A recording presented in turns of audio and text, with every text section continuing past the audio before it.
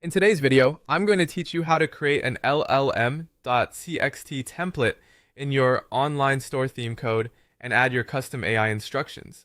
To get started, open your Chrome browser workspace and head into your store admin. From there, go to Online Store, then Themes. This is where you manage the design and code that powers your storefront.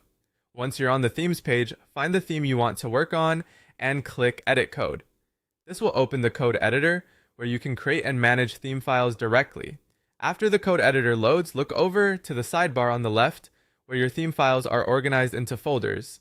Find the templates folder because that's where you'll be creating the new file. Inside that section, click Add a new template. This option lets you generate a brand new template file without having to build it manually from scratch, which helps avoid formatting mistakes. When the template creation window appears, set the file type to liquid. This part is important because choosing the correct type ensures the file is created in the proper format for your theme environment.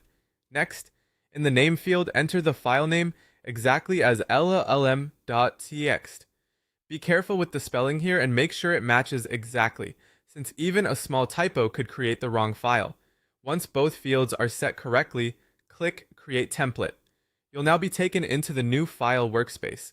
In the editor area, paste in your custom AI instructions along with your store content index maps. This is the content that will live inside the llm.txt template. So take a moment to make sure everything is complete, correctly formatted, and free of any sensitive information before saving.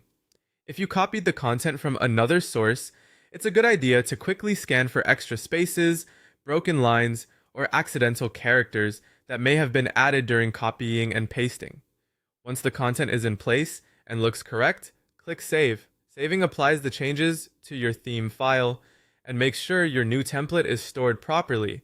After that, your llm.txt template will be created and populated with your custom content. That's it. You've successfully created a new